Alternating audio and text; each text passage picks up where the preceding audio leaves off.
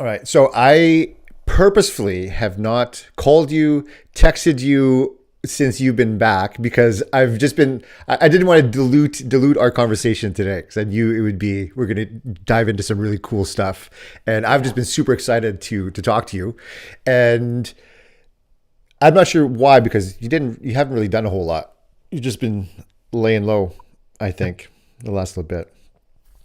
But no, dude, I let's just start out by saying I'm so fucking proud of you for the Thank you, man. not only the accomplishment of was we're going to get into just did the World Championships of Ironman. I see it on your T-shirt there in Kona, Hawaii. Which since I was a kid, I remember seeing like Mark Allen in his prime, like watching those races and being so inspired and seeing the NBC coverage of it every year, like the kind of wrap up coverage that they would do, the show that they Yeah. would do every year, and it was just something Yeah. that was always so inspiring.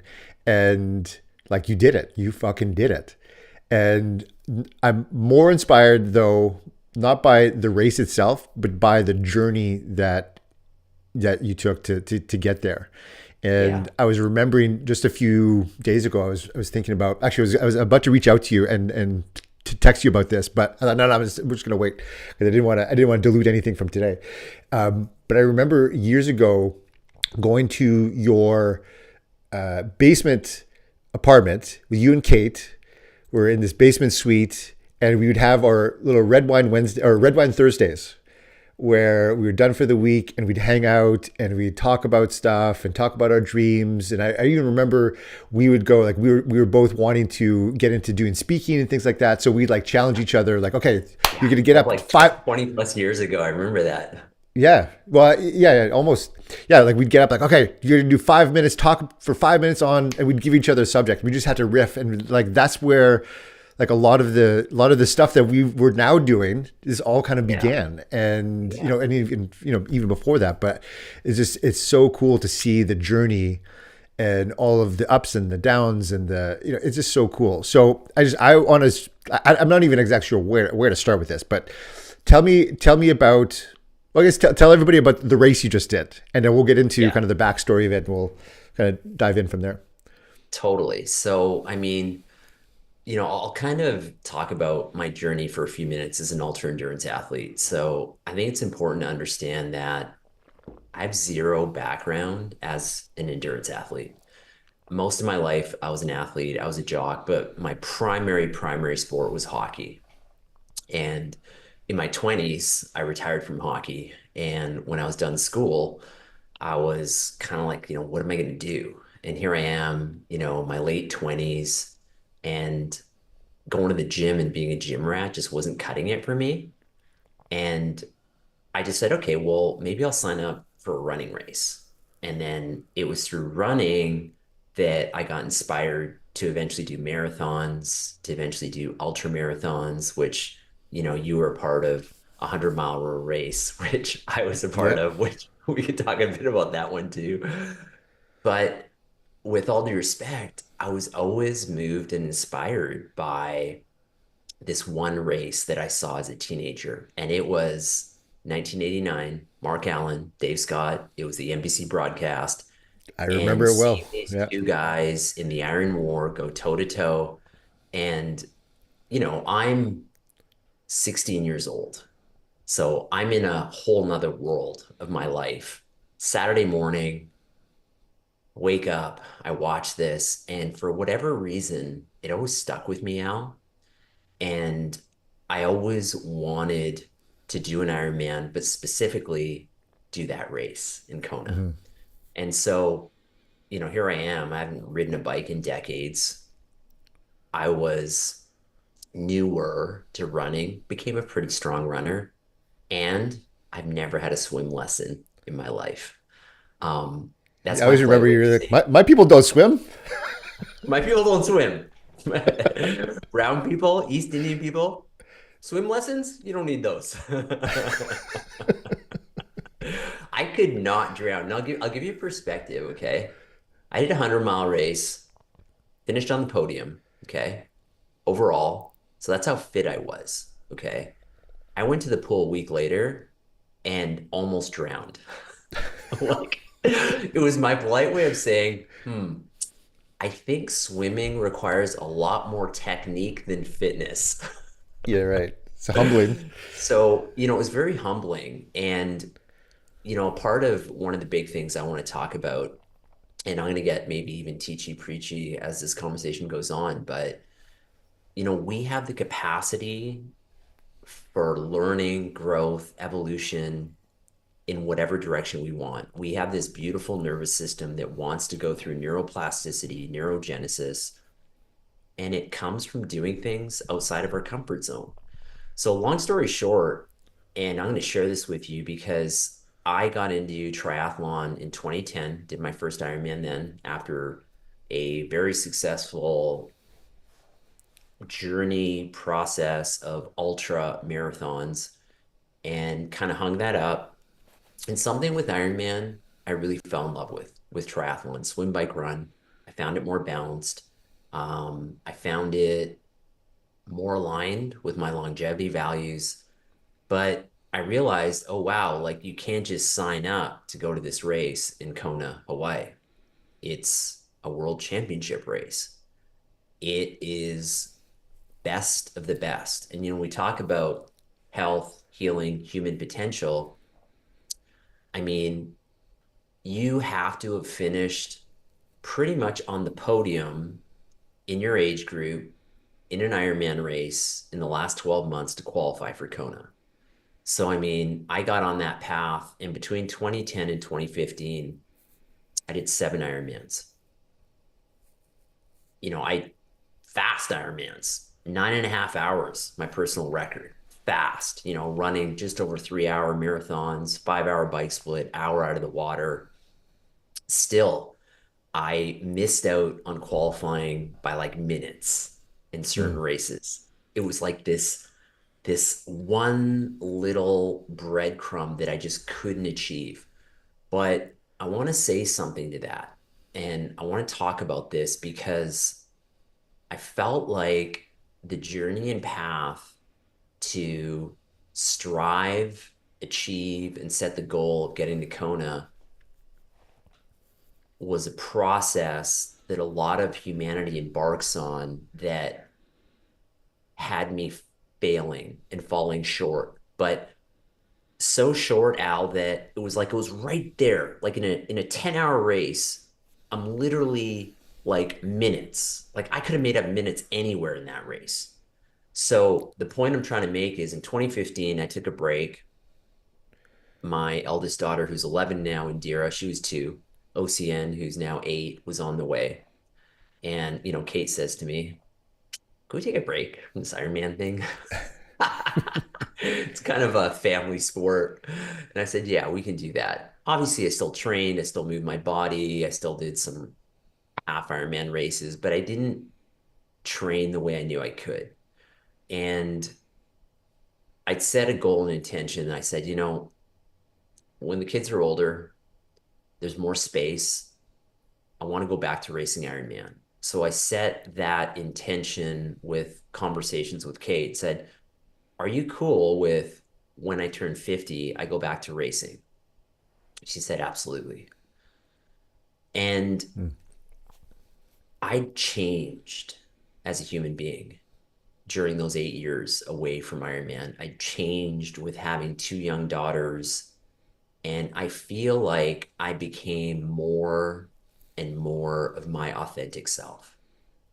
And I had the ability, Al, to hold this presence within me where I wasn't bringing in the past, I wasn't bringing in the future, I wasn't pushing. I was just so engulfed in the process of becoming an Iron Man again and just so present and literally, imagine this for a minute, pouring your heart into something, doing your absolute best, swim, bike, run, upwards of 25 hours of training a week, upwards of 17 training sessions a week, leaving no stone unturned. Diet, nutrition, recovery, healing, all these things, like my entire life was I want to optimize myself and move into the decade of being 50 in my 50s, the fittest, fastest, most loving, most conscious, most connected human being. So that Mhm. set the backdrop of this. And And before I talk when you, about, sorry, just like when you, yeah, so when you made that decision, was that something that was just always like in the back of your mind, like you're like, okay, I've got 8 years.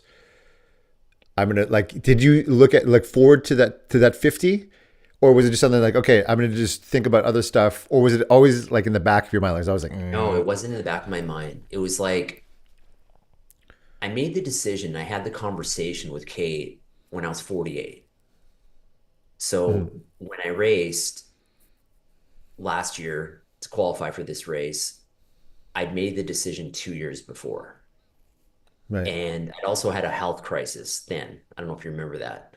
yeah, oh yeah, Major health crisis. I would say like, hey, I had the gift of being on the doorstep of the other side twice in my life, once at 18, once at 48, but I'd made that decision then. And so between, those 6 years, I didn't think about it, Al, at all. hmm Obviously, I like to exercise. I like to stay fit. Health, healing, human potential is my shtick. That's always a part of me. But I didn't think like, oh, I'm going to go back when I'm 50 and start racing again. I'm going to go to Kona. It was completely absent from my awareness. But what was different was being the father that I wanted to be, being the role model I wanted to be. And for me, talk is cheap. I do a lot less talking as a parent and a lot more showing as a parent. Like I hmm show them, of course I say things, of course I speak to them, but I show them what's possible. And, long story short, when I had that race last year, like I won't get into that race, but long story short, there was major obstacles. I was supposed to do a race 6 days before that race. It got canceled. I ended up getting flights, plane tickets, etc., traveling several hours by plane to another race because the race I wanted to do got canceled because of fires. I wasn't specifically training for that course. There's a lot of things against me, but the point being, in that race, same thing. The journey to get there was all about being so present in this moment, right here, right now.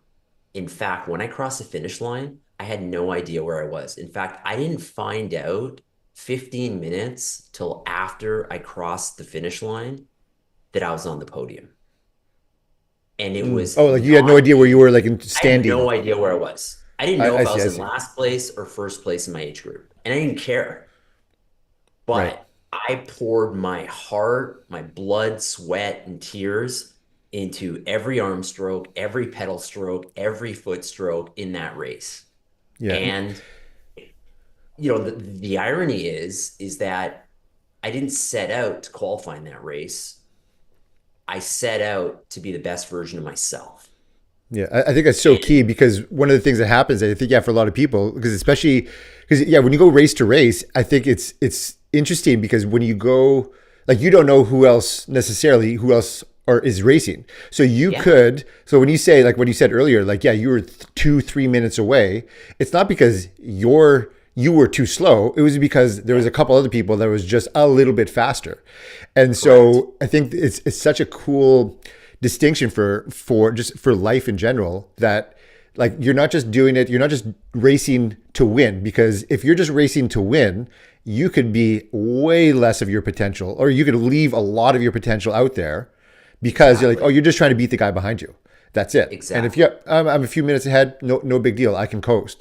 But that, I think it's for yeah, for anything, it's such a key mindset and key distinction to have is that it doesn't matter what anybody else is doing. Is that what most, and for our kids too, to teach them, it doesn't matter if you're winning or losing as long as you are just leaving it all out. Like you are doing your absolute best.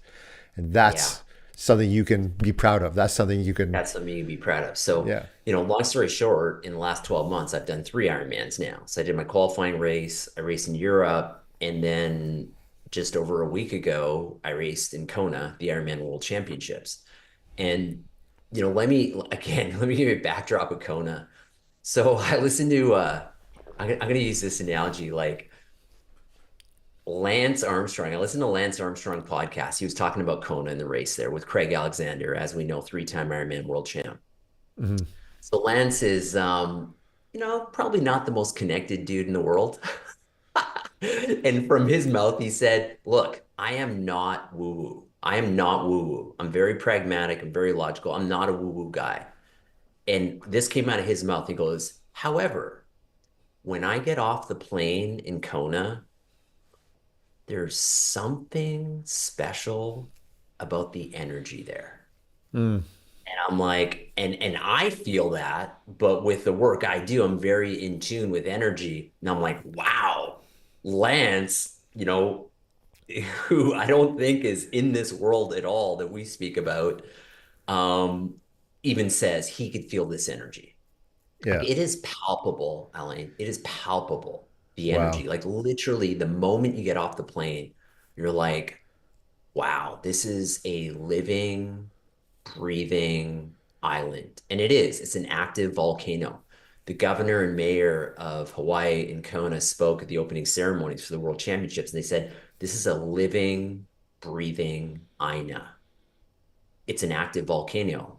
It hasn't Hmm. coughed in 100 plus years, but it is alive. And think of that, the soil, the trees, the air, the animals, the nature. Like you can't make this stuff up. 4 days before the race, I'm at the pier swimming in the ocean right at the race start.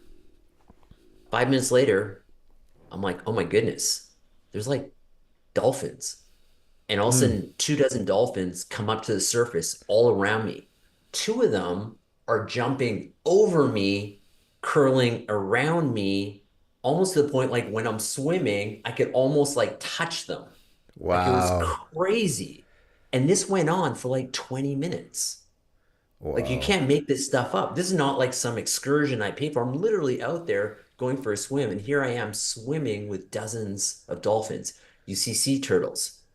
There was a closure at a beach because there was a tiger shark. Apparently, race day, there were tiger sharks with 2,400 athletes, and when the 2,400 athletes are surrounded by dolphins. Apparently, Mm. tiger sharks are scared of dolphins, and the dolphins were protecting the athletes. No athlete got bit by a tiger shark that day. That's Like, always it's nice. just an example of like this completely connected, unified energy. And on top of that, at the World Championships, they give it a theme. And the theme this year was Olaho, which means new life, Mm. breathing new life, and all the energy of this new life. And I'll share with you, being an ultra endurance athlete for the past 20-ish years, say, hockey player growing up, played hockey for 25 years. I've never been in an environment where there is no ego, no bravado. There's athletes from over 100 countries. Mm. Most of them aren't speaking English. And literally, it's like I would make eye contact with hundreds and hundreds of these athletes through the village, and we just look at each other and we just smile like we are at the pinnacle, at the top of human potential. Well done. Congratulations. We're here. Nothing to prove. Hmm. And it was just like being able to bask. And I'll go as far as saying, basking in this vibe, basking in this energy, basking in this frequency, it was such a profound experience. I do not have the words to give it justice, but I'll say it's like it goes right up there with my daughters being born. Mm. And like, what is it about when children are born? Like, think about that for a moment. It's not a surprise. In our case, our wives are pregnant for 9 months. It's not like we're surprised. Oh, wow, baby came out. I wasn't expecting that last night, right? Yeah. But like, when a baby's born, there is a new life, olaho energy. Hmm. And that was the energy I basked in for 2 weeks while in Kona. And I feel like I went through the birth canal being there, especially that race, because that race is no joke. In fact, it's probably like 10x harder than any other Ironman because of the heat, because of the wind, because of the humidity. Yeah. Um, And, we could talk more about that in a moment, but it's so important to understand that when we have the opportunity to do things that are outside of our comfort zone, outside of our bandwidth, when we have the opportunity, we learn, we grow, we adapt, and we become a different person on the other side of that experience. And Hmm. that's pretty much what happened. And I'll share with you, not only is Ironman's considered to be, this can be debated, but the most challenging single day endurance event on the planet. Kona is considered to be the top of that. It is no joke, this course. Distances are the same, 112 miles, 180K on the bike, 3.8K swim, 2.4 mile swim, and then a marathon, 42.2K, 26.2 miles. Hmm. But the heat, the wind, the humidity all play a very special role in making this incredibly, incredibly difficult. And, I'll go as far as saying we did this excursion at a seahorse farm with the girls a few days before the race, and I was wearing my world championship hat. And there's a marine biologist running the excursion for a couple hours, and he's like, "Oh, you're racing Saturday, the world championships." I was like, "Yeah." He's like, "Do you know what this is?" Because the Seahorse Farm was in the energy lab. So you and I know the energy lab. It is Yeah. where you run into at the halfway mark of the marathon, you run out of. The energy lab is this place that has these massive solar panels. The energy lab is one of the hottest places in North America. Temperatures can, get up to feel like with the humidity over 40 degrees Celsius, over 120 degrees, and people's stuff comes up. But here I got this 29-year-old marine biologist. He's from Ohio. He's got his dream job working in Hawaii. And he's like, "Oh, I watched the race here." And he looks at me totally serious, Al, and he goes, "In the energy lab here, the deepest, darkest parts of your soul will come up. They will Mm. rear their roaring head." And he's totally serious. He's not even joking. And I'm just like, Yeah. "Okay, but I'll be here to cheer you on. I'll be here to cheer you on." And I'm just sitting there like, shit, man. Like, and we can get into it more. He was 100% correct. Mm. Yeah, like it was this. I had to go to places within myself that I didn't even knew that I had during this race. Yeah. And Yeah. That, to share that day, I'll share with you, like, as the journey would have it of doing hard things, growing, evolving, being in the moment. The race was Saturday. So I woke up Friday with sniffles and I'm like, "Oh dear, this is not good." And as Friday went on, that progressed into a fever. So here I am the night before race day. I'm up all night with a fever, stuffy head, stuffy chest, coughing, blowing my nose. And my race start was 7:30 a.m. And if this is not going to be hard enough, like, part of me, so I'm debating all night, 2 a.m., 3 a.m., 4 a.m., like I'm in Kona at the World Championships and I am unwell. What am I going to do here? At 4 a.m., I made a decision. I said, I am going to decide. To decide is cut one side off. And that mm. decision was, I am going to get to the start line in a few hours. I am going to start this race. And I am going to do whatever it takes to finish this race.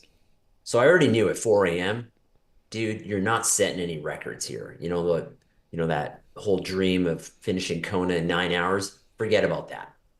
This is going to be a day of attrition because not only now am I dealing with racing an Ironman, the heat, the humidity, the wind,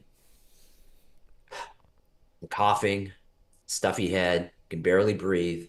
Going to the bathroom, I'm dizzy, brushing my teeth because I'm running a fever. It's Mm. like, okay. So I just go through my race routine. And I'll tell you right now, when I made that decision now, I cut that side off to get to that start line and do whatever it took to get to that finish line.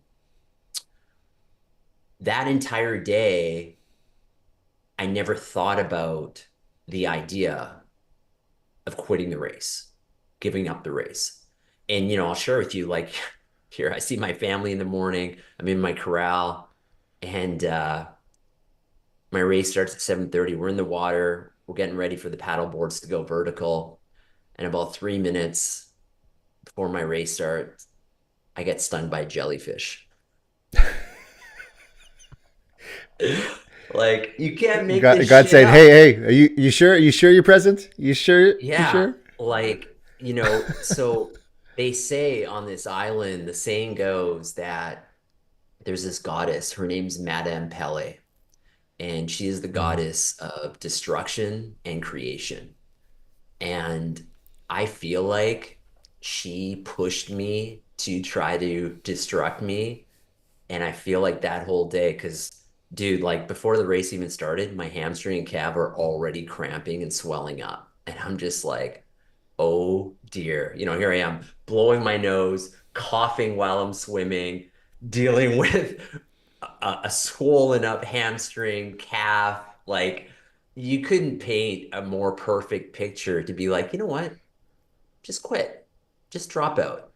And one of my claims to fame is in all these races I've done over 2 decades, I have zero DNFs, zero do not finishes. I mm-hmm, always do whatever I can. Now, that doesn't mean I'll never have a DNF, but I do whatever I can to finish what I start. And this was going to be no different. Um, the swim was a swim. So I'm dealing with this cough. I'm dealing with blowing my nose. I'm dealing with cramping in my right hamstring, my right calf, and even the underside of my right foot, intermittently coming on, coming off. I'm just doing my best. I get out of mm-hmm, the water, not setting any records. I come out, transition, hop on my bike. Um, Beautiful in town, super inspiring, tons of people cheering me on, see my family, really uplifting. And I'll share with you again, this is my 10th Ironman. Normally in an Ironman, things start getting hard about 3-ish hours on the bike. Um, this got hard about 20 minutes into the mm, bike.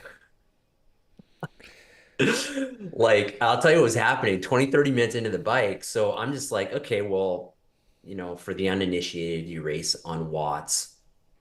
I know my watts, I know what I can hold. And literally 20 minutes in, I'm starting to get like tunnel vision, like almost blacking out. Probably had to do with the fever. So I had to back off like completely in terms of my effort level, meaning I was going to be out on the bike a heck of a lot longer than I intended to be out on my bike. Um, Riding out to Hobby, 51 miles, we had a headwind. Headwind was strong. It was beating me up. Headwind, sun on my back, almost blacking out. Um, and I knew this was a potential. I expected a tailwind. And coming back from Hobby, as luck would have it, a headwind all the way back to town. Now, I had a draw where I was one of the last starters. Like the pros started over an hour before me. And then they do mm-hmm, every age group every 5 minutes. And the last age group was 7:35. My age group was 7:30. So the entire race is in front of me. mm-hmm, And one of the things in Kona is the headwinds pick up as the day goes on. So I was one of the people out there hitting these crazy headwinds. So for me, it was probably the toughest bike that I'd ever experienced, given the mm, elements, the time, the winds, the humidity, the heat, the fever, the cough, the very sore right leg because of the jellyfish sting. People are like, did you pee on yeah. yourself? Yes, I did twice. It helped. It helped. And I directed it to go down my right leg. And but let's just say it was a temporary band-aid. Mm, Um,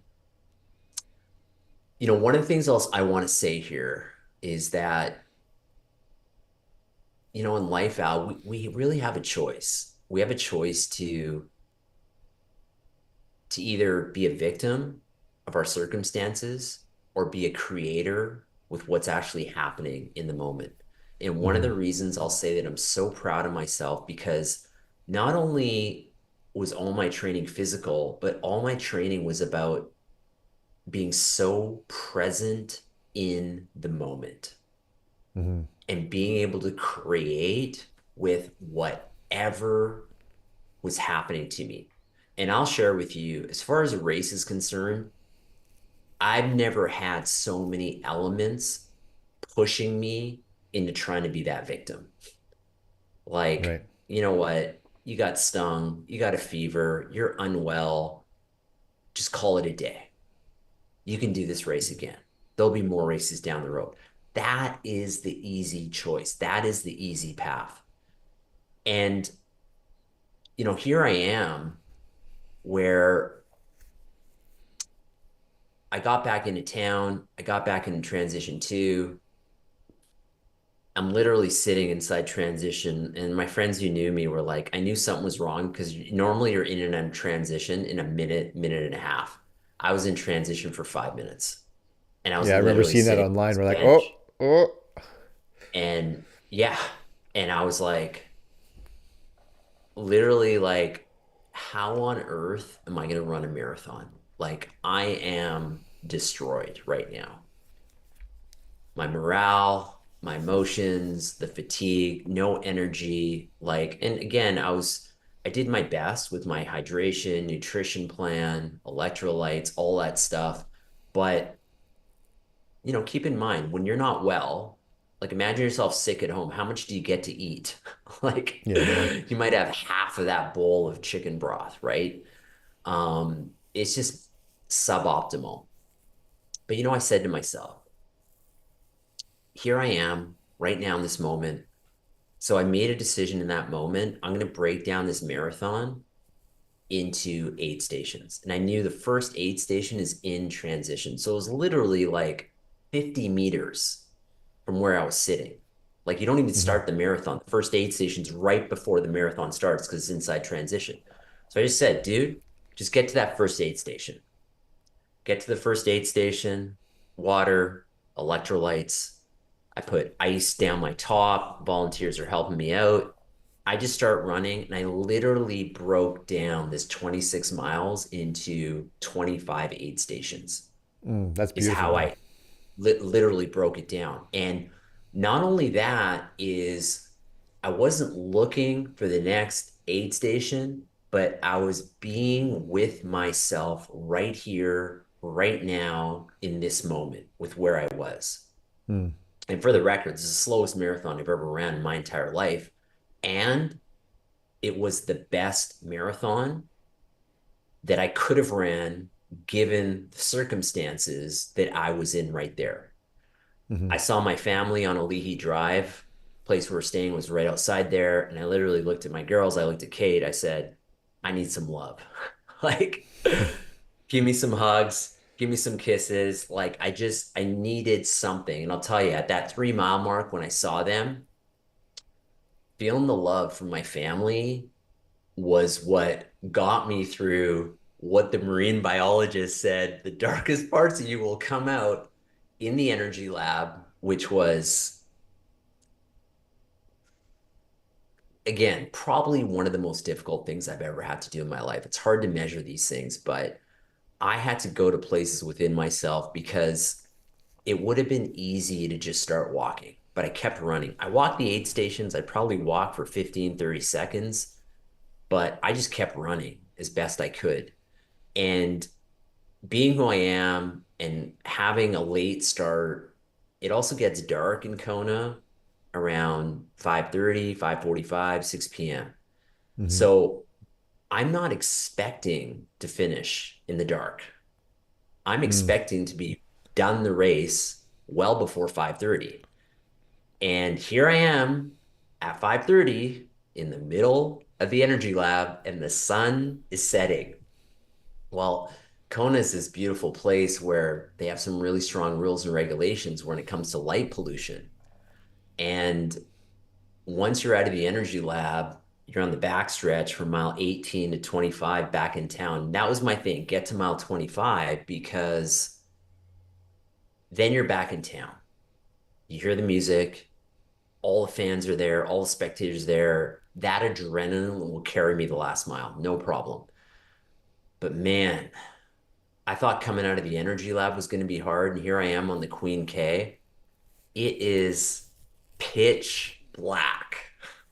Mm. Like, if I closed my eyes and I opened my eyes, I saw the exact same thing. It was insane, dude. It was pitch black. Like, I was trusting there was not a pothole, a rock, because if there was, I would fall on my face. Mm. And here's the gift of that. Once I got my head around that, I just tuned into what I could control inside my body, my form, my posture, my breathing, and literally one step at a time. It's almost like the world no longer existed because out there on the Queen K, it's like, yeah, sure, I was passing some athletes, Hmm.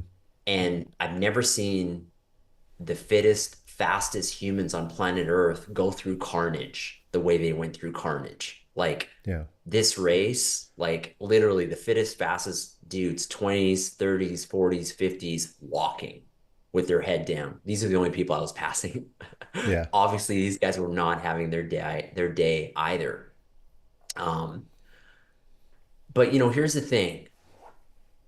Going through that, getting back into town, and like, here's the thing, like I got cheered on by dozens and dozens of Kona world champions, like Kelly Jones, Craig Alexander, like the list just went on. And I'm just like, oh wow. It's just like, and they're just like cheering you on. Like nobody, because everybody has so much respect for this race. And Hmm. I'll tell you, the piece that I always came back to, Al, was I had so much reverence, so much respect, so much gratitude, and a sense of privilege to be able to do this race, to race Mm. in Kona. Like, Hmm. I get to do this. And I think that's the fundamental shift where when you're in creatorship and you get to do this, that piece of victimhood, I have to, feeling sorry for yourself, that pity party, which is so easy to do because our nervous system constantly wants to protect us. And that's just easy. And got to mile 25. I got back in town. I'm running on adrenaline.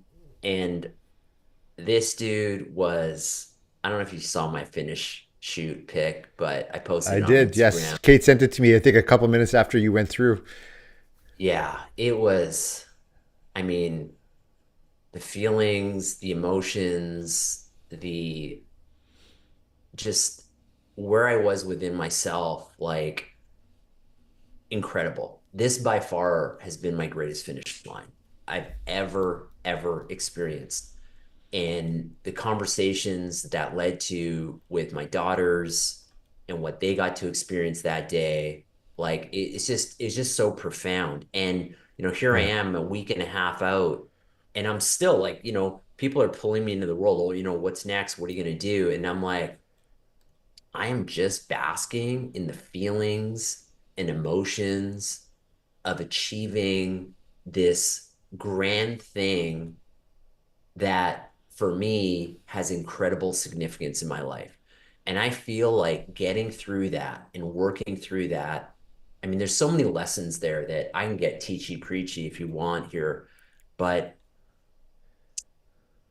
you know, I believe it was so profound for me, Al, because at 4 a.m., that decision to say, I'm getting to the start line and I do whatever I can to get to that finish line. Hmm.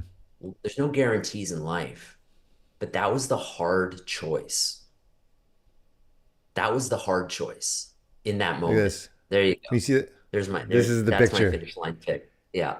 And my daughters are standing right next to that volunteer there who's on the finish line shoot. This was Um, so epic. When I saw this, oh man, I laughed, I cried, I was I was smiling ear to ear when I got that Oh, picture from your wife. incredible. Like just thousands of people cheering you on and just incredible, incredible. And that sense of accomplishment, because when we do hard things that are outside of our bandwidth, and I'm not saying you need to sign up for an Ironman for people listening to this, is we grow, we adapt, we show ourselves through that neuroplasticity, neurogenesis, that growth, that evolution of what is possible for ourselves. And that's just such an incredible, beautiful, amazing thing. And for me, it's not about what's next, but it's about being with that, being in this moment, because in life, there's really nowhere to get to. Like, what's next? Mm, I don't know what's next. There's nowhere to get to. Here we are. This is life being lived right here, right now, in this moment. That's what this is. hmm And when I think about Kona, I think about this race, and I think about it's all about the journey. I mean, the race is just one day, and the day was profound, but the journey to get there and what I experienced and what I got to go through, I literally I feel like I'm living a new life, man. I feel like Olaho. Like I feel mm, like I went through the birth canal and there's just another evolution of who I am. I'm not quite sure what that is, Al, but energetically, emotionally, where I am within myself, it's like palpable. hmm It's just like palpable. And the piece that I'll share is that when we do things that are just outside of our bandwidth, just outside of our comfort zone, that is what life is asking of us. Like, I feel like in this world, humanity has somehow got onto this conveyor belt where life is supposed to be easy. hmm Like we're just supposed to sit around and do nothing. Now, here's the thing when you do hard things, you can find grace, you can find flow. But when we come back to the nervous system, which is what you and I are all about, there's no growth and evolution for the nervous system. There's no neuroplasticity, neurogenesis. And there's so many structures in the brain and nervous system that I can talk about that I went through during my training to prepare myself to be able to get to the start line, get to the finish line, not just for this race, but anything that's hard. And this is available for every single person. Like it really is. Like this is hmm not like something that's unique, but it does require some rolling up your sleeves and getting outside of your comfort zone and doing hard things. However, having the reverence from a creator, not a victim. I have to do this hard thing. No, no, no. You get to do this hard thing. You get to. You are so privileged that you get to do this. hmm And that changes everything because when we're in this victimhood, we know this. We're activating our amygdala, that low grade sympathetic fear center.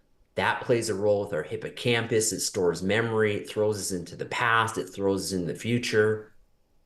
But when we can get to that place where we really start to activate, our RAS, our reticular activating system, we open up presence, we open up consciousness, we open up the opportunity to be able to be here right now.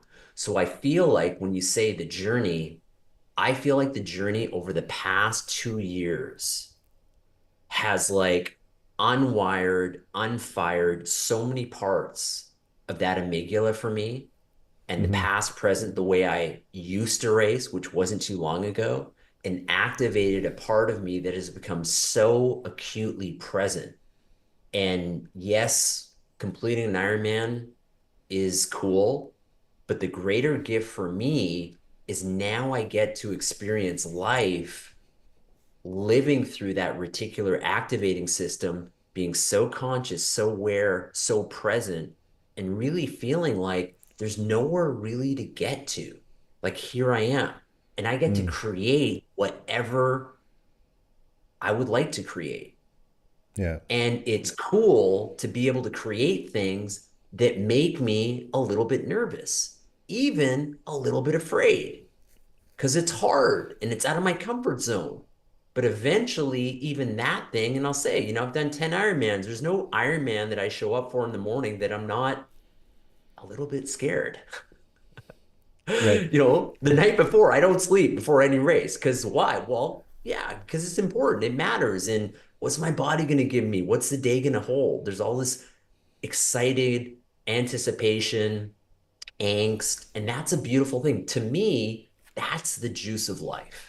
Hmm. Like that is the juice of life versus, you know, sitting on your couch and watching TV series, Netflix, whatever, endlessly for days, weeks, and months.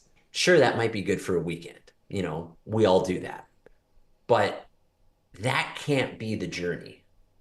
The Right. journey has to be something beyond that. Yeah. Anyway, I've spoken a lot. That's all good. You There's a probably couple have things. questions. A couple things I want to dig into. This is fantastic. One of the things I picked up on when you were saying, so the night before, you're getting the fever, the runny nose, all that stuff. The It's like you've built yourself up, and you've kind of gone through the journey enough that, say, for a lot of people when they first start out doing hard things, the thing that they will go to is like the thing that I guess the wall that they hit is I'll quit. So that's their out is I'll quit. If it gets too hard, I'll stop. If it gets too hard, I'll do it another time. But you've developed so much, that muscle inside of you is so developed that it's not like, so like you're saying, you cut off the option, like, I'm not DNFing. It's not part of your DNA anymore. Like that is just gone. So it's like what I heard you say. It's like all of a sudden your anticipation or your anticipated time, like, oh, I was gonna do this in 9 hours or whatever. All of a sudden, maybe there was part of that was in your mind. So the universe goes, God goes, okay, I got to get his attention. And so that attention was brought from the kind of the outside. Oh, I'm going to get this time, or because it could be that for whatever it is for other people. I'm going to get this amount of money. I'm going to get this. I'm going to beat this Yeah. person. I'm going to get this thing, but that thing is inherently outside in. And so Yes. so it brought you back to inside out. So it's yeah, I think that's so beautiful. Like you broke, rather than saying I'm at the start of the marathon, I don't know how the fuck I'm going to get to I don't know if I can do it. It was, I'm just going to break it up. So it was just a bunch of little races. I mean, I think that's beautiful. And so one of the things I want to dive in with you, something I want to ask about, because I think for so many people, myself included, they will look at an aspect of something that's very hard or that's very difficult. I want to achieve something that I never have. I want to become a person I've never, I don't know that person because I'm not that person right now. I don't know what that looks like. And I don't know what that feels like. I don't know who that is. And so we'll go, okay, I'm all in. Set up the support structure. We get the tools, we get the strategies, we get the training, we get all of the stuff, whatever it is. And then we hit something hard and then we quit. And then we try again and we quit. So like I want to know what that process was for you to get to the point where when you hit those dark spots, when you hit Yeah. those hard places, that you replaced, like all of a sudden, how did you decide? How did you cut off the option of quitting? Like it's not an option anymore. Yeah. You know what I Awesome. mean? I love that. Love it. So, let's say, for example, someone has an aspiration. Like I said, since I was a kid, I aspired to race in Kona when I was 16 years old and I watched the Iron War with Mark Allen, Dave Scott. And that didn't come full circle till I became a triathlete in 2010. Learned how to swim, got on a bike, started running. Now, a lot of people think it's like the old school, Rocky Balboa, jumping up and down, hype me. Now, don't get me wrong. I do that. I do that part. Mm-hmm. And What I also do is because that part of me, again, when we talk about consciousness, that allows my vibration, frequency, consciousness to tune into parts of the unified field to collapse those waves of possibility into particles of reality so I can increase the probability of that outcome. And when the challenge arises, it doesn't mean that that possibility doesn't exist anymore. So for me, when I'm going through my process, I'm presupposing the challenges. So rather than like, let's say you're on a stage and you forget what you're going to say, and you and I both speak and we're like rather than waiting till you're on the stage forgetting what you're going to say and saying presuppose that when you're in the comfort of your own home. And again, example, I did that. And when I first started speaking, I'm like, I learned if I took a deep breath and a long exhalation and I walked across the stage, one, it looked intentional. It looked like I was doing that on purpose, and I reconnected with myself and I found my spot. So I wouldn't say I wouldn't get into panic. I would bring my nervous system back into parasympathetic, but I practiced that. But then what that does is it turns off our fear center, our amygdala. It disconnects it from the memory center, our hippocampus, and it actually starts to activate a different part of our brain, which is super cool. And that part of our brain is called the default mode network. And there's an area in there where this structure actually starts to open up and create more networks and programs. So when the challenge comes, then you can push play on that program. So it's like it's all part of my training in terms of that. So I Mm, don't pray, wish, or hope for no challenges. I expect them mm, and I presuppose them. And when yeah. that happens, it's like, my longest training day going into an Ironman is about a 9 hour training day. I ride for 7 hours. I over distance. I ride over 200K. And then I run off the bike for 2 hours. That is my biggest training day. It's about 5, 6 weeks out from a big race. And then I start to decrease my volume intensity. Well, in a 9 hour training day, me, myself, and I, it's going to bring challenges. I'll give you an example. People are like, oh, who do you train with? And I say, nobody. Why? Because if I have someone to talk to for 9 hours, that's going to make it that much easier for me during the training ride and that much more difficult during a race. I do it Hmm. myself, me, myself, and I. No music, no podcast, no nothing. It is me and the turn of my pedal stroke for 7 hours out there, whether it's pouring rain, whatever it is, whatever my city's going to give me that day. So it's like when we make a decision, when we set an intention that we want to achieve X, Y, or Z, what I bring in the equation because of my understanding of neurology and how this mind body temple is built, I presuppose the challenges. Now, Hmm. I'm going to be honest with you. The fever, the stuffy head, the cough, I didn't presuppose that challenge. That's one that now I know if that happens, what's going to happen. But I presuppose other ones like I get a puncture, I lose my stomach, my heart rate's climbing, I'm dehydrated, mentally fatigued. Like I have all these scenarios. It's almost like an algorithm, Al. Hmm. If this happens, if X happens, then I do Y. Right. But what happens when we start to do that, we can't presuppose every predicament in life, but it starts to change the way your brain operates. It starts to Yeah. change the way your nervous system operates. So then when that happens, you can then take that into any area of your life. You have a difference with your spouse, your partner, then you're taking a step back. And rather than playing the name and blame game, you're saying, where's my part in this? how can I find the solution? What am I missing that she's seeing? How did I contribute to this dynamic? It's like I get to be a part of this. And the whole piece is this is all a part of health, healing, and our human potential. We get to grow, we get to evolve. I don't want to be stuck. I don't want to be the same person. Hmm. This life is short. I'm 51 years old next week. It's like, I don't know how many more decades I have left, but I want to squeeze as much juice out of this beautiful thing called life. So Yeah. again, listen to the Rocky music, get pumped up, set that huge dream, be able to do that, and also presuppose some of the challenges that are going to occur. It's like, I don't know, like when people get married, are they thinking about what's going to happen when I get into a fight with my partner? Like, does that mean divorce? Oh, that's it. We're getting divorced. Like, Hmm. a week later, we got married, we're on our honeymoon, and we're fighting. Oh my God, did I marry the wrong person? Right?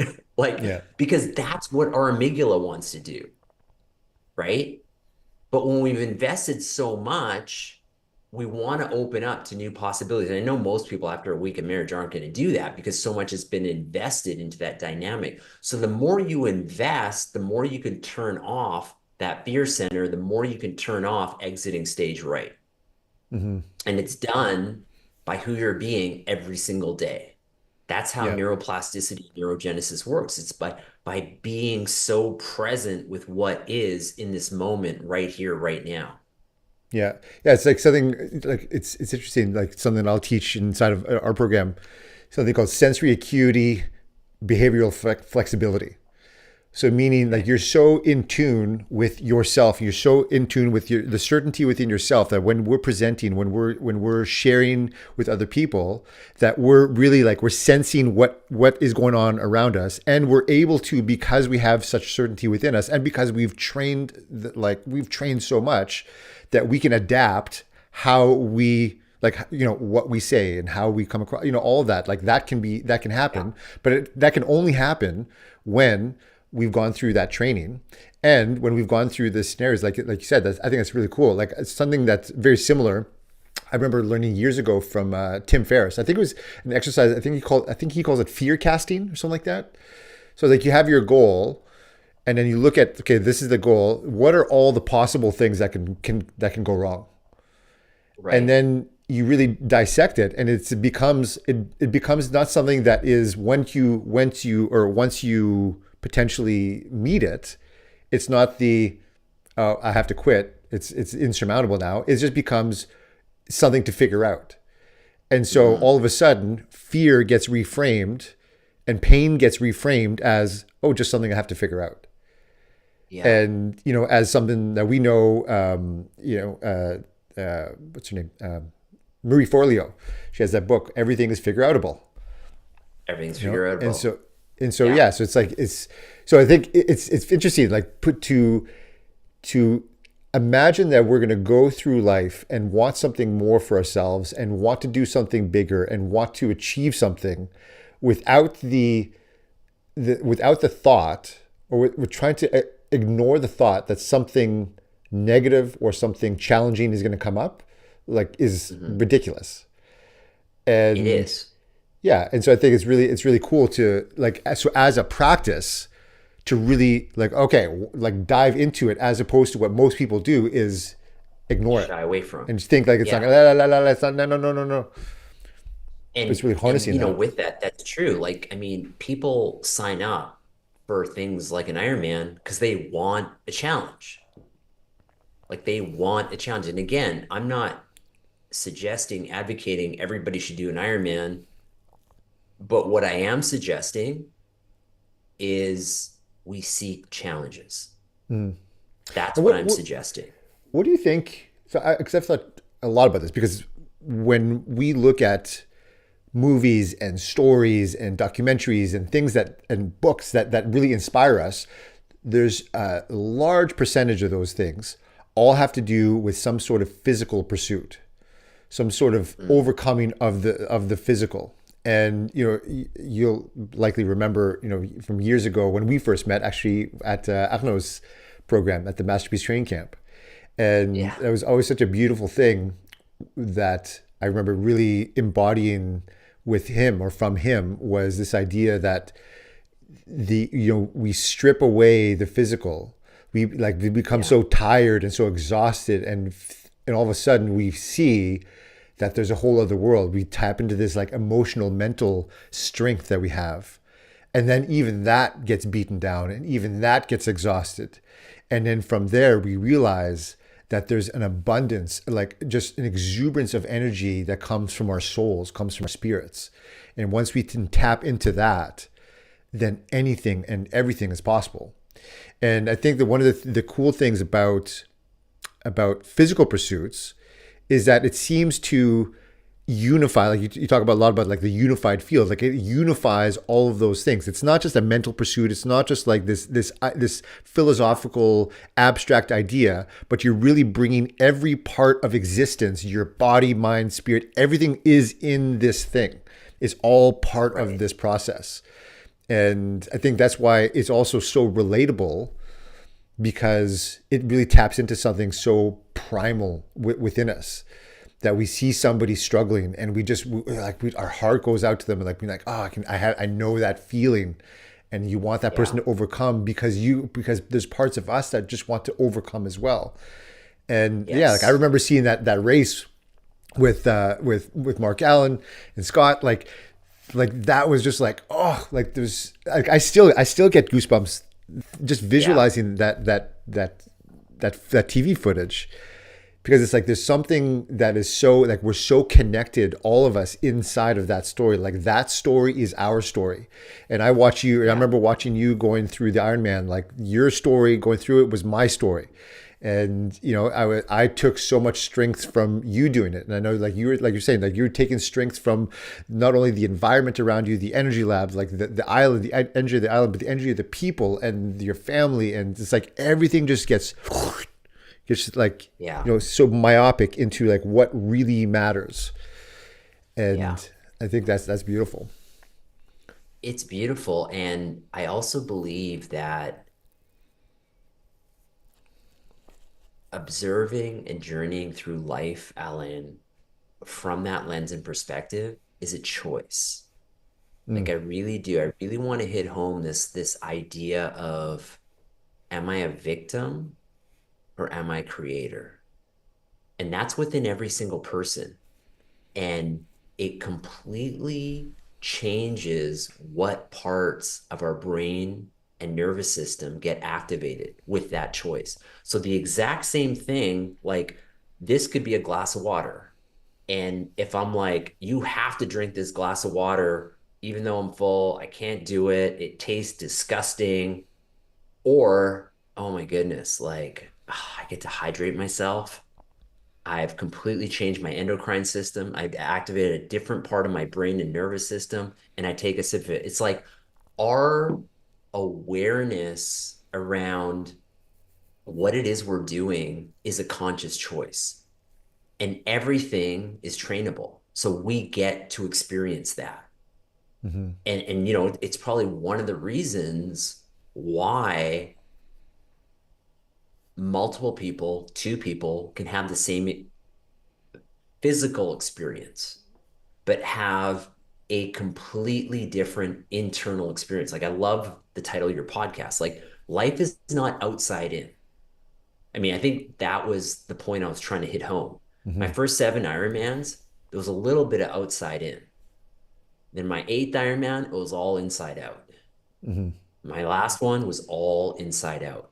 And I feel like those Ironmans gave me mm-hmm. so much more because of that shift in awareness. Yeah, I remember years ago one of my coaches who I did not have the best experience with this coach.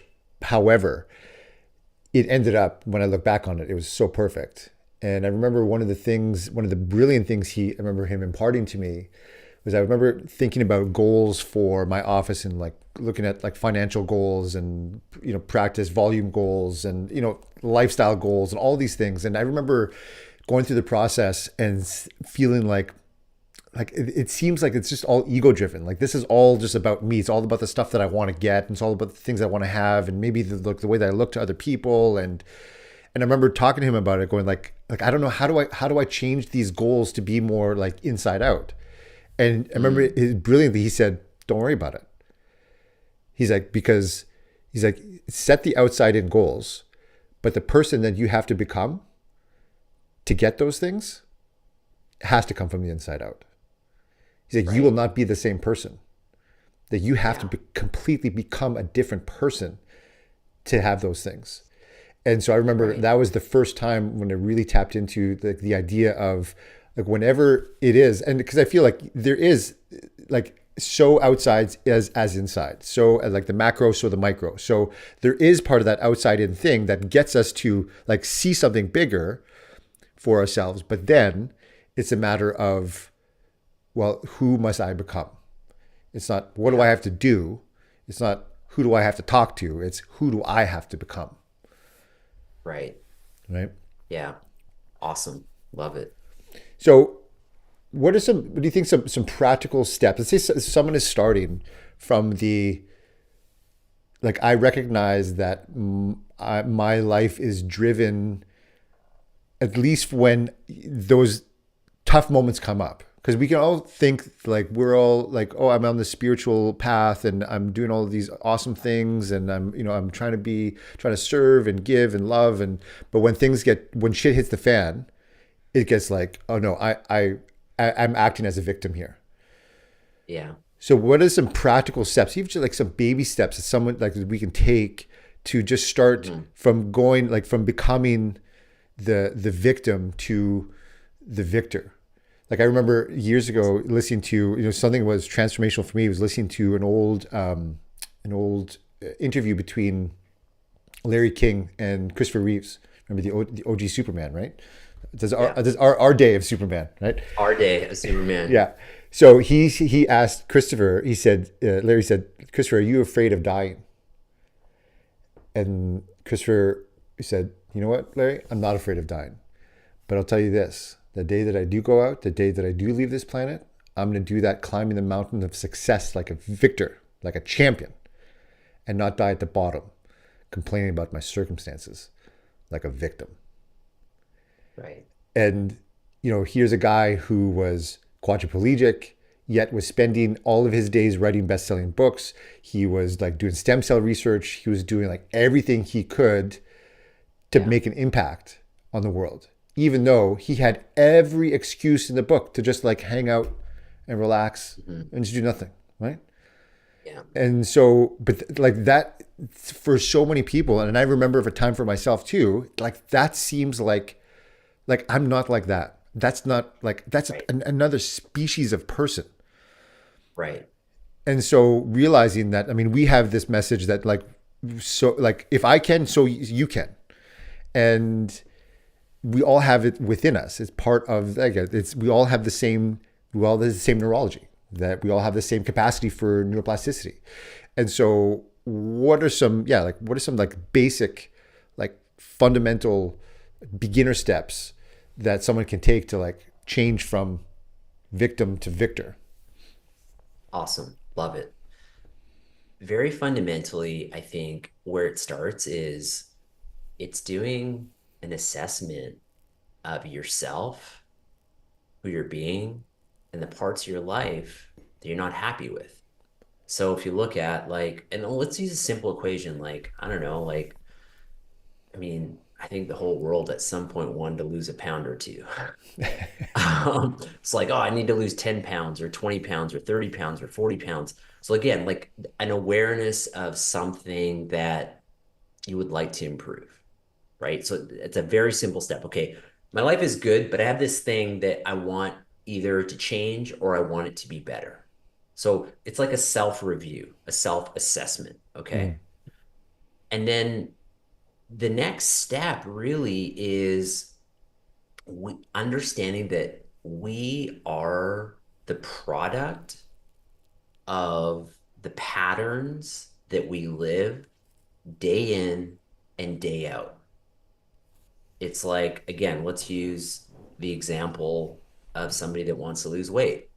Well, they probably don't move their body as much as they could, and they probably don't make nutritional choices as well as they could. So if you keep doing what you've always done, you'll keep getting what you've always gotten. Mm-hmm. So it's understand, but what happens is the beautiful thing that happens with this is when you see an assessment, this one thing, again, we can use any example, but I happen to use losing weight. Then you can look at your lifestyle, nutrition, exercise, stress, inflammation, leading to that weight. You now have tangible things that you can change. So, but first, the key to transformation is awareness. That's the key. Mm-hmm.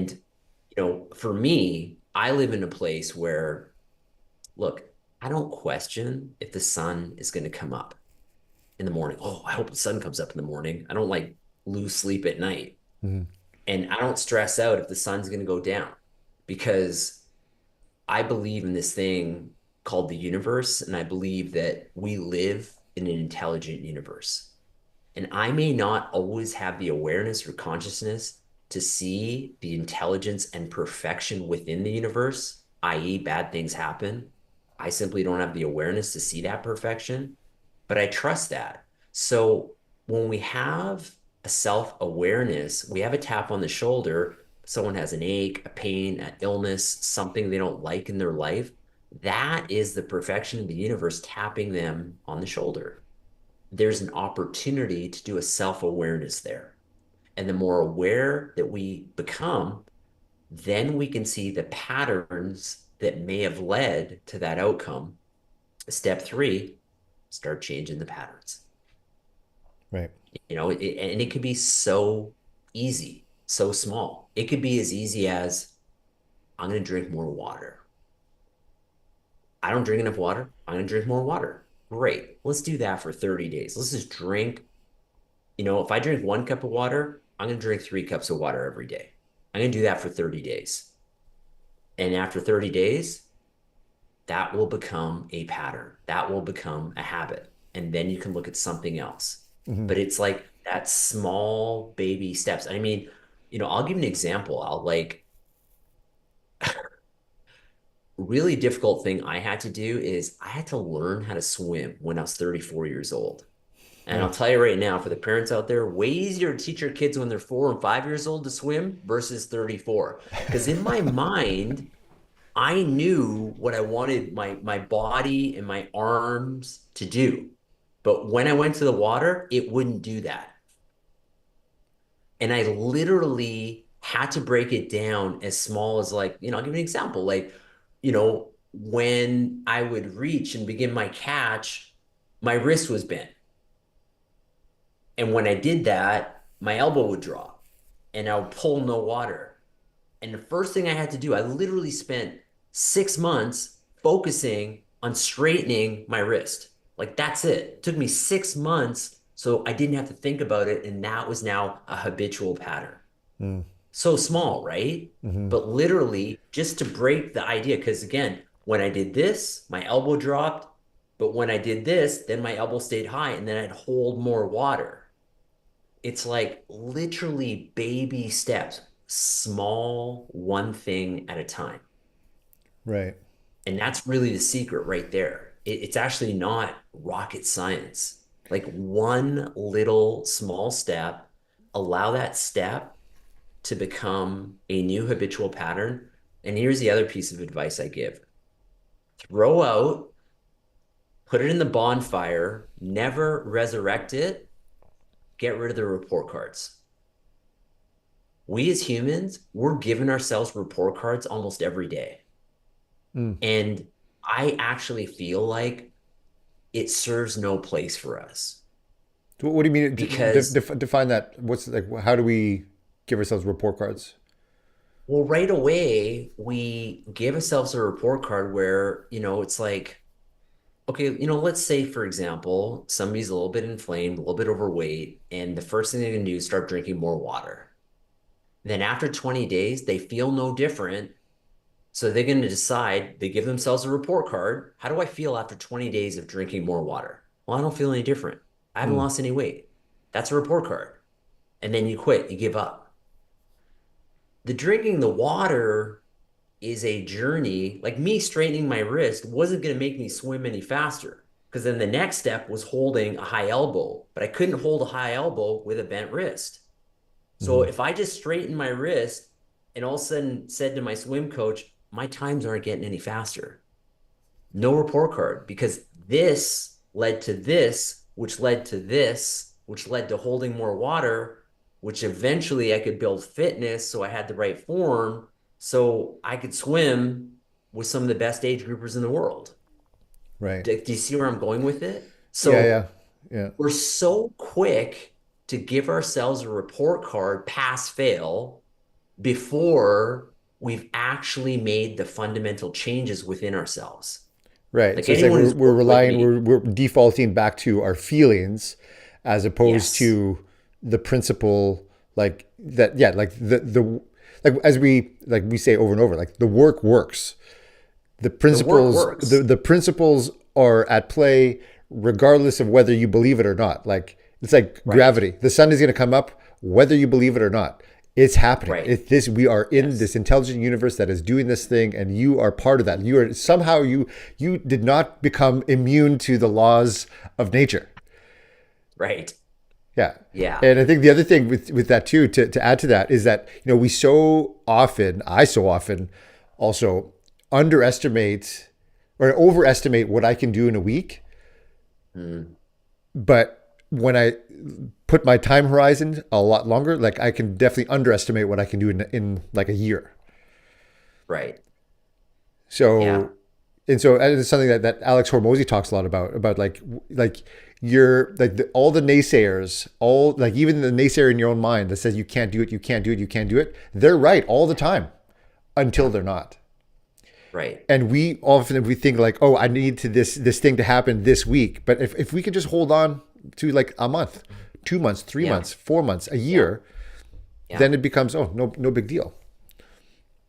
Exactly. Like I didn't say to myself, like, if I don't learn to swim in 3.5 months, 6 days, 4 hours, I'm quitting. Mm-hmm. I didn't realize it took me years to become a great swimmer. Years, almost 3 years to be precise. Mm-hmm. And like, if I would have put a report card on that pass fail, I would have given up. And, here's the irony of it. I thought I learned to swim to do triathlon, and my daughters love being in the pool, ocean, lakes, and I'm a fantastic swimmer, and I love being in the pool, ocean, lakes with them. And I realized triathlon was a catalyst so I could experience more joy with my daughters in the Mm-hmm. water because I was afraid of the water.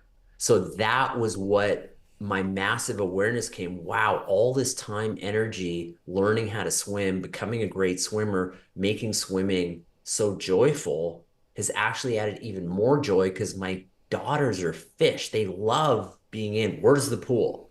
We Mm-hmm. go on vacation. Where's the pool? Where's the lake? Where's the ocean? We want to go swimming. So Yeah. it's like there's also again, so it's like, I don't know, did the universe nudge me saying, by the way, you're gonna have daughters that love being in the pool and you're afraid of the water and you never want to go in the water. And you're gonna miss out on all these incredible, like I have spent hundreds of hours in pools, lakes, ocean with my daughters. Yeah. And that would not have happened if I didn't learn how to swim. So it's Mm-hmm. like, I feel like in life, we're being nudged and we don't always know the actual reason, outcome, intention that it's occurring. Mm-hmm. And that's my way of saying we give ourselves a pass fail report card way too soon before the full gifts of that journey and experience have fully emerged. Mm-hmm. And I think what the other thing that comes to mind too when you're saying that is like say the simple habit of like drinking the water. It's like even if you're not seeing the result that you want, like the habit itself, like you're better off for doing it than not doing it. Right. And it's like, yeah. And I think one thing you said too is that's I think can be very helpful is that little habit you extrapolated a much bigger idea from it than just I'm going to learn to swim for Ironman. So for anybody looking to make a change, like, well, how is this? Like, I'm doing this. I have to learn this one skill to do this thing. I think attaching something else, like, okay, why would that be important? Like, why else could this be important? Why else could this be important from doing this to this? Well, it could be from stuff with my kids. It could be that I become a better protector for my family. It could be that I become much more disciplined in other areas of my life. It could be that I can teach somebody else. Like, I think the more reasons we stack on, then it becomes a Mhm. little bit easier to stick to it as well as. So you got like, oh, you got both sides, like you were saying, like look into what are the reasons or what are the things that can go wrong, Mhm. and investigate that. And then also when things go right, because not it doesn't always go wrong, it's going to go Yeah, right sometimes too. Eventually, if you keep on absolutely. doing it, it's going to go Yeah. right. So when it goes right, what are the ramifications? What are the upsides of potentially of this? And the more Mhm. reasons we stack on it on both sides, the less it Yeah. becomes a thing where when we get to that hard part, we go, oh fuck, well, I can't do it. I quit. I Yeah. quit. It becomes no, no. I've got all these reasons why I can figure this out. I got all these reasons why it's gonna be so important for me to to overcome it. Yeah. And knowing there's goodness down the road too that you're presently not aware of. Because, that's the other thing too. When we talk about someone setting, an intention or goal, as you talked about, that goal and intention is outside of us. And that's the report card. That's the pass fail. That's the benchmark. But who do we have to become inside of us to actually achieve that? Well, because we grow, evolve, adapt, and our nervous system completely opens up to a new awareness and consciousness, we can't possibly know what it's going to feel like, what we're going to experience when we are of resonance to that outcome, goal, and intention. So, like, I Mm-hmm. also find like I have a very interesting twist on setting goals and intentions because when you set a goal and intention, you're on a journey and I'm very fluid and dynamic with that because who I'm becoming right now, I'm unaware of because I'm here. Mm-hmm. But next month, a year from now, I'll be here. And I won't know who that human being is fully. So I might need to relook at what this is here, if Mm-hmm. that makes sense. Yeah. So how do you not rectify that, but how do you then? So see what I'm saying. So you've got Iron Man coming up. So you've got Yeah. Kona. Kona, you made the race. You know it's not free. They don't pay you to go there, right? Yeah. Like I pay to do this. yeah, you're investing thousands and thousands and thousands of dollars, thousands and thousands of hours. You're investing a lot, but Yeah. Ironman is not going to like that race. The start line starts at 7:30, right? Regardless of the process that you're going through and where you're at in your life. Like it's starting Right. regardless of whether you're ready or not. Right. So how do you align those two things? Like keeping the outside outcome as this potentially fluid thing that I can Mhm. look at versus like, well, no, like there's a hard ass deadline here, Yeah. right?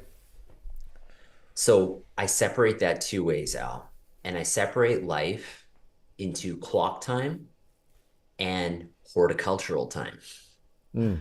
It's like if you and I go out and plant, I don't know, we plant some kale in the garden tomorrow morning. You're not going to text me at 7 p.m. and be like, hey, bro, how's the kale going? Because it's like 6 hours later. Like, what do you mean, how's the kale going? We got to wait 6 months or whatever, right? Mm-hmm. That's what I call horticultural time. Clock time is I have an appointment with Dr. Al to be on his podcast Friday morning at this time. That is clock time. So clock time for me is fixed. Horticultural time is not. It's very fluid. And horticultural time has a lot more with who I'm being and the conditions of life. Maybe the kale didn't get enough sun. Maybe didn't get enough water. Maybe the soil was bad. Maybe the seeds were bad. There's so many factors that are going to determine whether we get kale from that garden. There's so many factors that are going to determine what happens during that race. But clock time, I start at 7:30. That is fixed. Hmm. So do you see how I separate those two things? Hmm. And I believe the magic and the juice of life happens in this transient, conscious horticultural time. So how do those then align then? Because let's say okay, so let's say using your kale analogy. So you plant the kale now because you know that in 6 months from now, or whatever the life cycle is of a kale plant is, say Mhm. 3 months. Say Yeah, 3 months, I got to eat. yeah, And so if that process doesn't happen the right, way that we'd like it, then 3 months from now, like I'm not eating. right. So Yeah, there's a consequence to that process not happening, right? And there's so a just like consequence. you, like you could go out on all these. I mean, I think part of it when I look at it, I think about, well, part of the constraint of it is actually that's where some of the magic happens.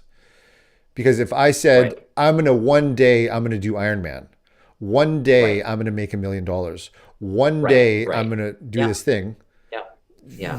I can go like there's that gives so much opportunity. But just like when we give a constraint, like it's happening this day, I know, okay, I've got to prepare this person Yes, that's going to become. This is like yes, there's urgency, there's intention, right. right? We definitely need both. But what you have to remember is the clock time doesn't change. Whether I'm the fittest, fastest I've ever been, which I was last week in Kona, or I'm 30 pounds overweight, 7:30, October 26th is going to happen. That's fixed. That's going to happen. Mm-hmm. But like I said, I was the fittest, fastest that I've ever been in my life. I have all my data in the past 20 years from power, heart rate, all my training, everything. It's all objectively available for me. So we can course correct. Again, checking the kale in 3 months is not pass fail. Every day I can check it. Is it getting enough sun? Is it getting enough night? Is it getting nutrients? I'm going to cultivate and nurture it. That's Mm. what happens when you're in the journey. You have this clock time thing, but where my conscious awareness and presence goes is within the horticultural time, not the clock time. Because if I focus on the clock time, it's actually going to create more fear in me because I can't control that. I can control everything else. How Mm-hmm. I'm training, how I'm eating, how I'm sleeping.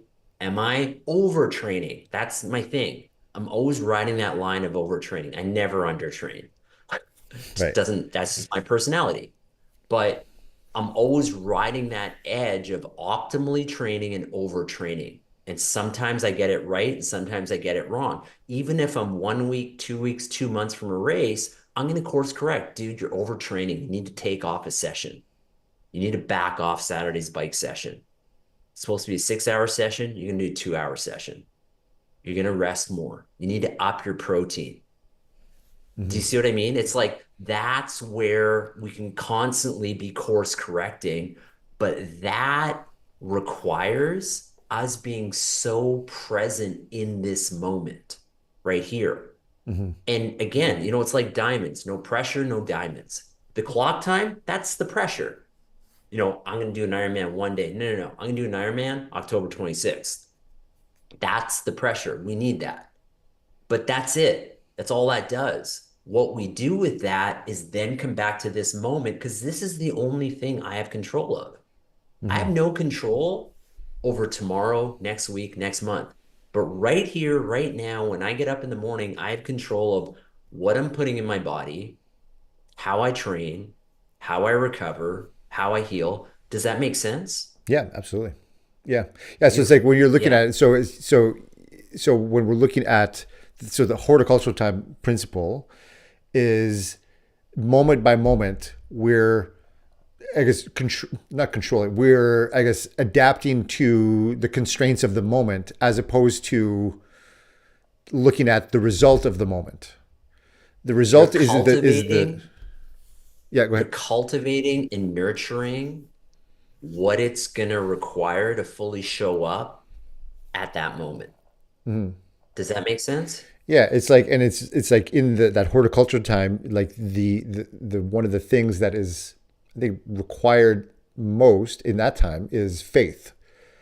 Like faith in the process that if I'm doing the things necessary, I planted the seed. I'm looking out for the winds and the sun and the thing that I know that if I do these things and if I keep doing these things moment to moment, day to day, the result will take care of itself. Like Absolutely. it's done. And I think Yeah. that's a beautiful thing too, is realizing that you getting on the start line, never mind the finish line, but you getting onto the start line of October 26th took moment by moment saying it's done. I'm there because I'm doing this thing. I'm in this moment. So that's I don't have to think about that because that is already done. And it's like I Mhm. think that that's part of where that for so many people this idea of manifestation or the laws of abundance and the of things that people have learned from The Secret and all that sort of stuff where it Yeah. seems like, well, how the fuck is that even possible? Like I just think about something and Right. then all of a sudden I get like, no, it's realizing, it's having the awareness and the understanding and the knowing that when I'm in the moment, it's already done because that's Right. all that I have is right now. Yes. Exactly. Yeah. And that presence of being in this moment, it is such a powerful thing. That's beautiful, man. So, Yeah. anything else that's coming up for you that you want to share about the race? I mean, because I know I've taken a lot of your time already. I could talk to you about this all day. I know, but I don't know if I don't actually. I didn't even ask you if you had a heart out when we first started. So, If I had a what? like a heart out, like if you got to get to another thing. Oh, yeah. No, that's okay. The biggest thing that I really took away, which I have taken away from previous races, is that first, there's no difference between me, you, and anyone else. I mean, 99.5% of we humans are the same, despite how we look, think, act. Like it's crazy. Like genetically, biologically, 99.5% of us are identical. Hmm. What one can do, anyone can do. And when I have an experience like this and the circumstances that presented just makes me quadruple down on how our potential is so much greater than we actually believe. Mm. Like we have so much potential. We are more powerful, more potent than we are living. And if we just started to honor, respect, cultivate, and nurture that, we could all be living just lives aligned with who we're meant to be, become in that journey of life. Hmm. And that's a beautiful thing. Like we get to experience this gift of life, and it only comes from the inside. And we know this doesn't matter what we achieve on the outside, whether it's money, homes, relationships, trips, it's all in here. It's all in here. And when we cultivate and nurture that potential of who we are, we get to experience this beautiful thing called life. Hmm. And that's a gift. And we have the choice to be able to do that. That's beautiful, man. When you were in the the guy told you about the energy lab and what you were going to face and Yeah. I'm curious as to like does I know like in times when I've felt like the most, I can't even imagine what that's like for you. I'm just trying to relate somehow, but like I remember, just at times being in like the darkest, deepest pit. Like it's an indescribable feeling, but like what is it that you feel kept you, like what is it that you thought about, like did you think about your daughters or your wife, or like what are the thoughts in that moment that keep you putting one foot in front of the other when everything inside you, like physically and mentally, is saying like no, stop. Yeah. Um, it was my family, Indira, Ocean, and Kate. It was really they were a lot they were in my thoughts a lot. And I mean, it sounds strange, but the love kept me going. And to show them, like to really show them, I can't show them a better way that life is going to have challenges and we don't have to give up. And they were waiting for me at that finish line, and they're at that finish line a lot longer because my expected time was, probably a couple hours earlier. Then I did show up, which again, I'll share with you. I was shocked. I thought I was going to be closer to like 16, 15 hours. I actually was really surprised how quickly I did get to the finish line, despite everything I was Mhm. experiencing. And it's just like one foot, like literally it came down to Al, one foot in front of the other. Like by the time I was running through that energy lab, getting up to mile 18, it was literally one foot in front of the other. Just get that next foot forward. It started out with the aid stations, but it turned into one foot in front of the other until I got to mile 25. Then it was all adrenaline. Right. That picture you saw, that was all adrenaline. Hmm. Because I almost collapsed when I crossed the finish line. Um, yeah, that's what it was. And that's it's fascinating, right? Because it's like, so we we've been talking about all this stuff about, everything comes from the inside out.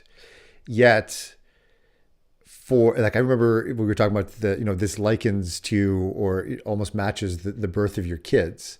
Like I remember the indescribable feeling when my daughter was first born. I remember my wife in the like in the birthing pool with the midwives while she was birthing the placenta, Mhm. and I was holding Ev in my hands, and I remember like looking at her, and that undescribable, like it's like I can't even describe it, but like I thought that when I met my wife and when we fell in love, and like I thought like wow, like how could this love top, like how could I have more love? But all of a sudden, like there's like this whole other realm that opened up, like oh my god, I didn't even know that I could feel this love for this other person. Right. And that Yeah. there's this thing inside of me that I didn't even know existed until she was born. Mhm. And it's like, we talk, I think it's interesting, we talk about inside out versus outside in, but really when it really comes down to it, it's all part of the same thing. It's all one. That when we realize that the thing that can strengthen us the most is when we are doing things for another, when the strength that we somehow, like we pull strength from someone else, or from outside of us, that we realize, well, it's actually the inside is the outside and the outside is the inside.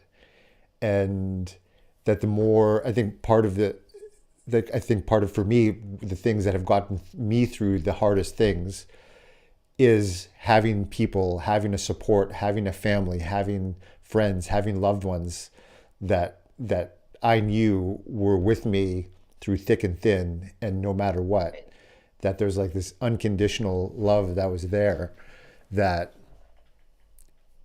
yeah, just pulled me through that when I didn't think that I had the capacity that, wow, like they saw it. And so sometimes it's like someone else believes in you more than you believe in yourself in that moment. And Hmm. we take on their belief and we take on the identity that they believe us to be. And we grow into that. And, and so having each other, and I have no doubt that even though I played a small part, but I remember like watching you all day long on the app, like watching, and you're sending you energy, and I know that in some way like that was helping you.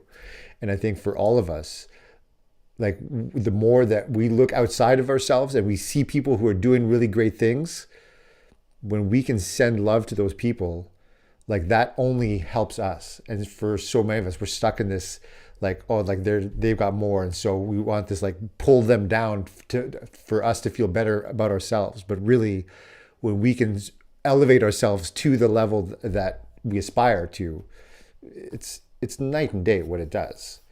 Like the transformation Yeah. that can happen. And Yeah.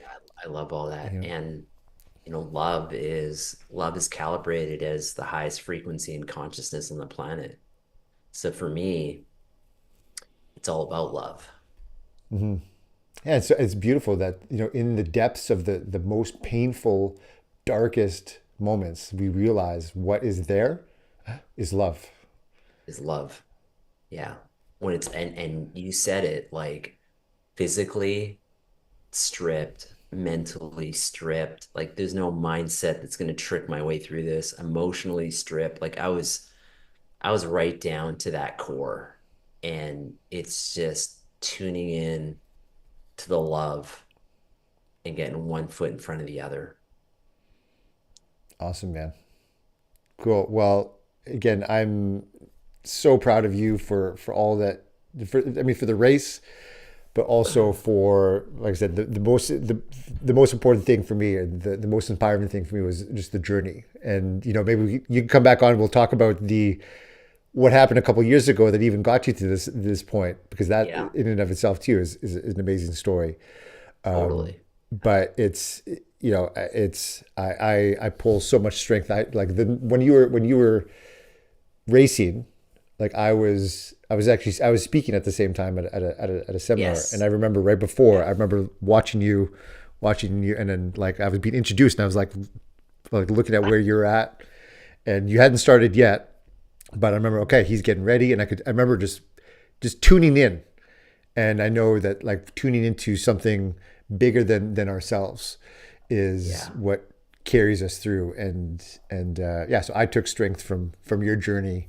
And yeah, so thanks so Thank much, you, man, man. for yeah.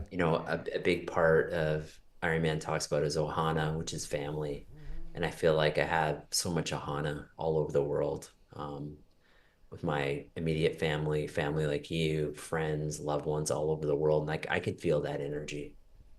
Yeah. So It's thank you. beautiful. You're welcome, man. And I think for anybody listening, anybody watching, I mean, I think one of the keys, like, never mind the strategy, never mind the tactics to start to put one foot in front of the other, but it's really, I mean, connect with somebody that loves you and you love, and let's we can grow this life together, more than just like if we're going to get into our little silos and do this thing by ourselves. Because like I said, like it's interesting, like you're on these all the training is done in the dark, all this training is done alone, but it's really when everything comes together with the people that we love and the thing, all of that, that is where the magic happens. So Yeah. thanks again, man. Awesome.